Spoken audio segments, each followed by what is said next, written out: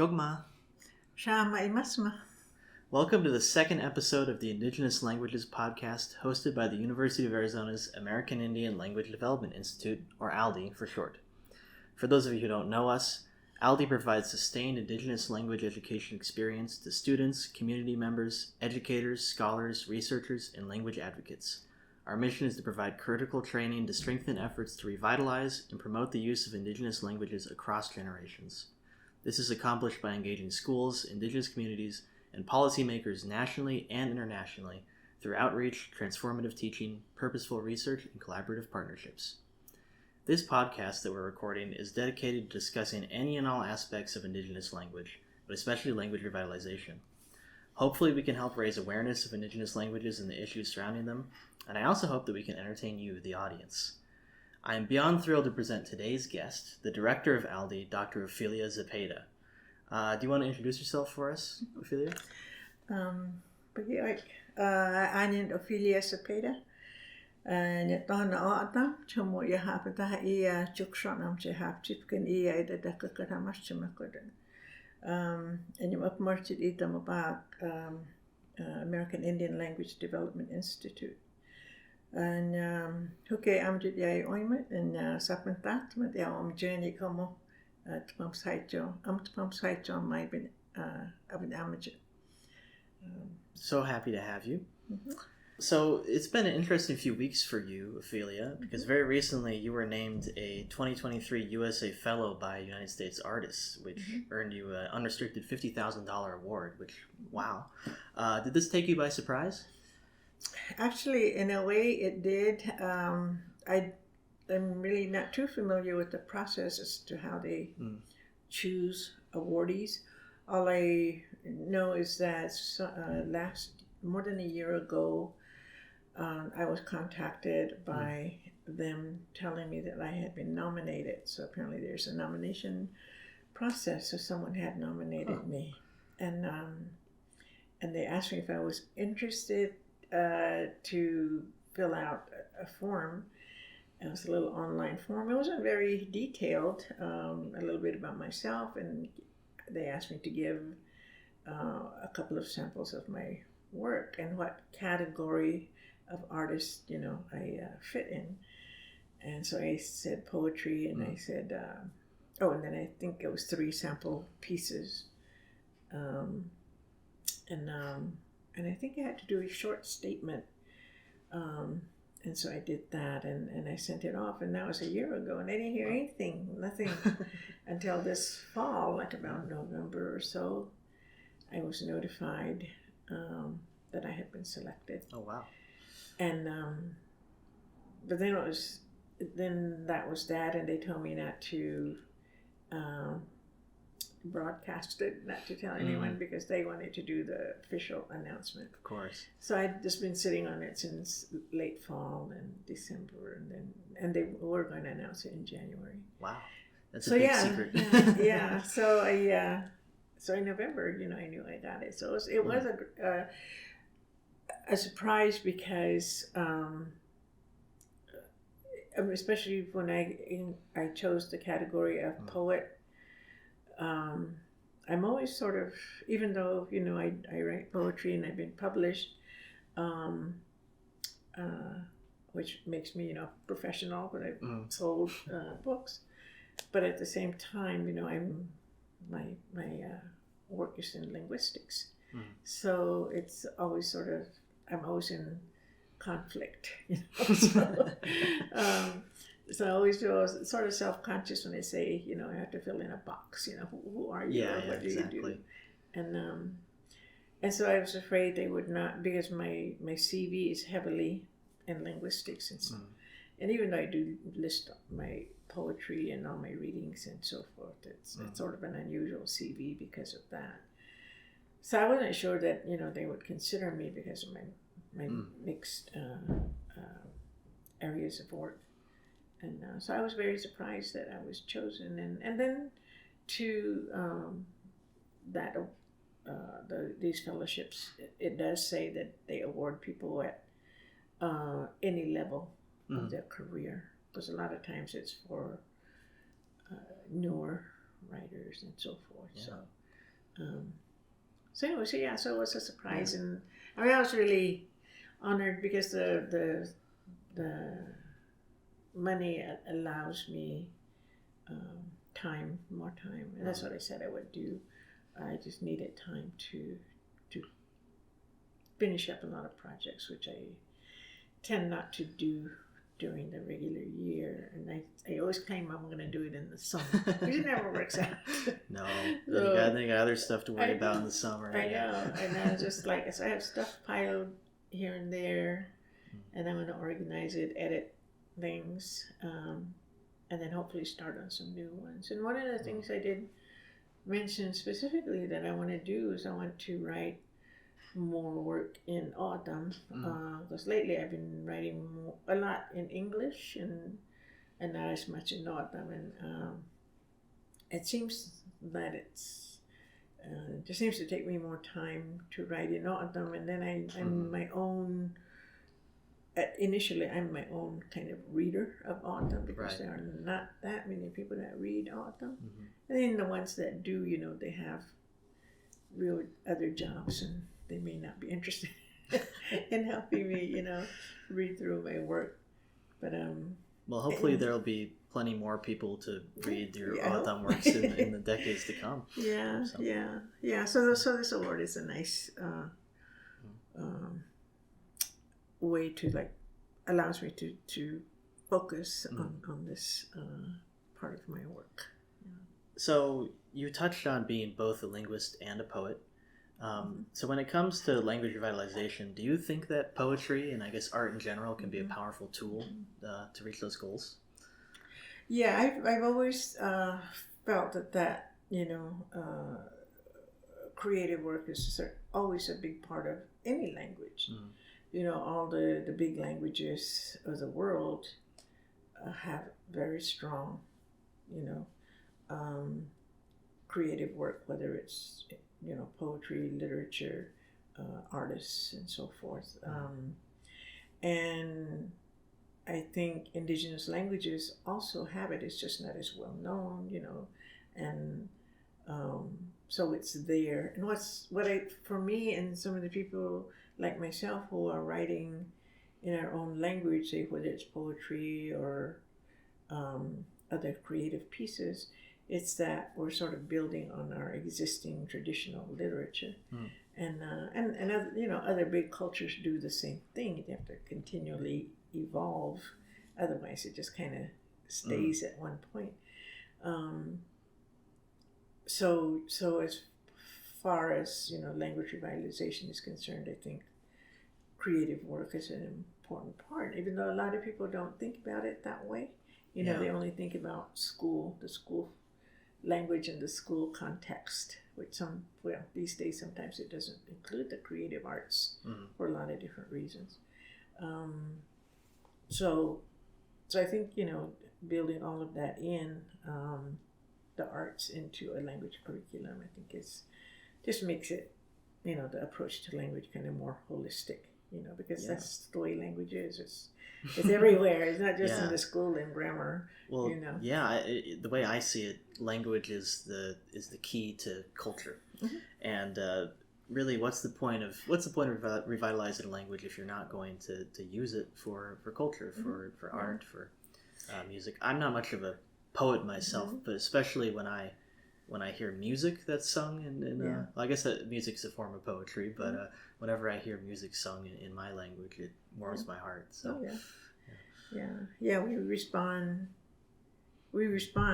to whether it's sung language or spoken language, and singing is a really nice tool for learning language. They do it in English, the little kids, that's how they learn English, is singing those nursery rhymes and stuff. Then you can do the same for an indigenous language, I think. Yeah, absolutely. That said, I think I'd like to move on to our main topic for today, and that is the International Decade of Indigenous Languages, which was recently declared by the United Nations General Assembly and UNESCO to draw attention to the critical situation of many indigenous languages around the world and to mobilize stakeholders and resources for their preservation, revitalization, and promotion. So, Ofelia, Do you think that this International Decade is an important initiative? Well, I think it is. To think about an international focus on indigenous languages, languages of the world, indigenous languages of the world. So that's one thing, sort of bring attention to the fact that there are indigenous languages, of course, and many of them, of course, are still spoken. Yeah. A lot of people are not aware, so that's certainly, a good point regarding having this international decade. But of course, its emphasis, as you said, is to bring attention to basically sort of the situation of many of the indigenous languages, which basically is language loss, and then the activities that many of these languages are involved in to either maintain or revive the language. Again, just to bring attention to all of that activity out there. So yeah, overall, I think it's a good thing. The drawback on that is that it's just too big. I don't know how you could change it. I mean, I think it's nice, and it sort of has this huge platform, because it's UNESCO and it's international, but it is kind of big and wieldy, so you really don't know what's going on. Yeah, you mean it's a bit unfocused because it's so international that it's not focused on one thing. Absolutely. So this International Decade comes following a previously established International Year of Indigenous Languages back in 2019. And if any of you listeners have not didn't know that happened, you're not alone, because the International Year kind of went by unnoticed. So can you tell us a bit about how this decade differs from the International Year? Do you think it has it's more promising? I think it is more promising only because it's a longer duration of time. Yeah. So that should make a difference. Although it could, end up badly because it's such a long period of time. Things get started at the beginning and then you forget the next, 8 years or something. I don't think that's going to happen. I think people are always going to, keep it in the forefront one way or another. But that was the situation with the International Year. It was too short. Yeah. Very, very short. Language work doesn't happen in 1 year. I know. So short that literally people were unaware that it, had started and was in progress and then ended. And some of the countries, though, really were successful in promoting activities for that year and took advantage, of the UNESCO platform for promoting their own language and cultures and so forth. Yeah. But that wasn't the case for everybody. And for us, well, at AILDI, we did try to promote it in our own way. We had a speaker series for the year, and we did inform the tribes that we work with, but mostly here in the Southwest, that it was the International Year and what they could do and so forth. So we tried to give ideas, and a couple of tribes did pick it up and did some things, That's great. But it wasn't a huge movement. Yeah. Do you know of any tribes that have already embraced the International Decade? Yeah, in the United States, in fact, one of the first ones was Cherokee, and a couple of others. But Cherokee was and this was during the pandemic, we're still in the pandemic, but the first years of the pandemic, 2020, 2021. So any activity that was going to happen to open the International Decade was all online. And I know the Cherokees did one sort of a for the tribe, but they made it international and had people from different parts of the country zoom in and do presentations. Well, that's cool. And so forth. So a few things did happen, but it's hard to know unless they're very visible, you know, or Cherokee is very visible on social media and things, so you find out about them. Otherwise, you tend not to know what people were doing. Yeah. Well, I know that my tribe, Chickasaw Nation, we our governor gave a speech and announced that we would be embracing the decade as well. And I hopefully many more tribal nations around the country do the same. Yeah. But yeah, I think as tribal nations, our relationship with UNESCO is a little strange because the United States itself is no longer a member of UNESCO. However, do you know of anything that the U.S. government is planning to do over the next decade that? They have been proposing different things, but it's sort of like parallel, you know, to what the UNESCO is promoting, but it's nearly the same thing. You know, they, I've attended what they call informational sessions on a couple of these, and one of them was a language plan, you know, for the U.S. And they just asked for input, you know, what could be in a language plan, you know, for the U.S. for the decade, you know, for 10 years. They didn't mention UNESCO, just the U.S., you know, native language, you know, national plan. And other than them asking for some suggestions, I don't know. I haven't heard anything.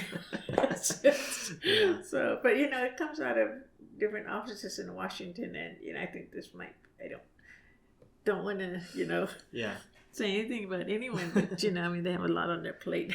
Of course. And this may not be necessarily a priority, although I don't know why it shouldn't be, but it should be a priority. Yeah, of course, in our eyes, it should be top of the list every day. Yeah. Well, I guess that brings me to my next question. What else would you like to see the U.S. do, if anything? Well, I think, you know, like I said, the language plan, which I think is a good idea, just a national language plan, just to have awareness of the indigenous languages of the U.S., you know, be there. Because there are some countries, I think, that are better at it than we are. The U.S., I don't know what the situation is, but we're not necessarily always a language-friendly country. No, not at all. So, you know, so it'd be, you know, great to have that attention and always something going on with indigenous languages or about indigenous languages, you know, from the national level. And then, of course, each state should also, you know, be, you know, aware of the languages that may be in the areas. So just having that constant attention, and not always be, you know, that they have to do something when it only becomes critical, because that's our practice, you know. But just to be willing to celebrate, you know, the languages that have always been here, and also to acknowledge the fact that they, that many of them are losing speakers, and that's a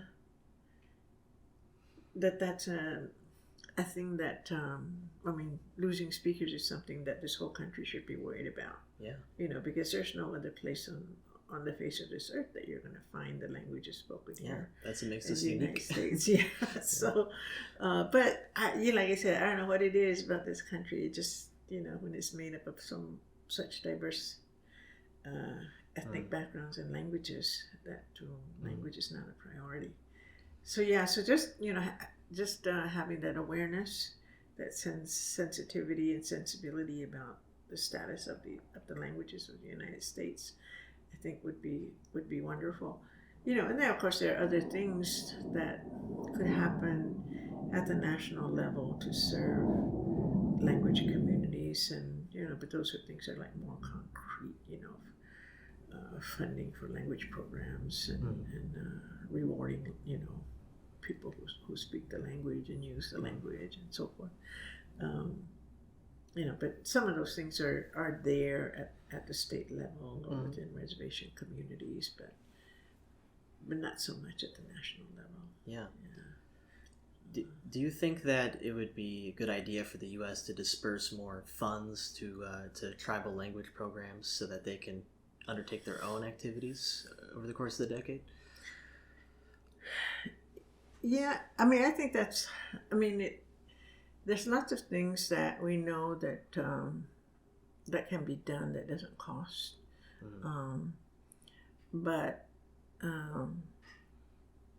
we're always, sort of this mindset that you need funding, or to get certain things done, and that is true. If you need infrastructure, if you need materials, you need to pay salaries and so forth. It's now in that kind of context where funding becomes critical. So definitely, funding helps, and some have talked about, some Native leaders across the country have talked about, advocating at the national level where there would always be, sort of like a regular allocation each, just like, I don't know, and it's not even called an allocation, but say for instance, the U.S. military is always they're never gonna cut that. Of course, yeah. Not in our lifetime. So funding for language work, the fund should always be there, just automatically each year.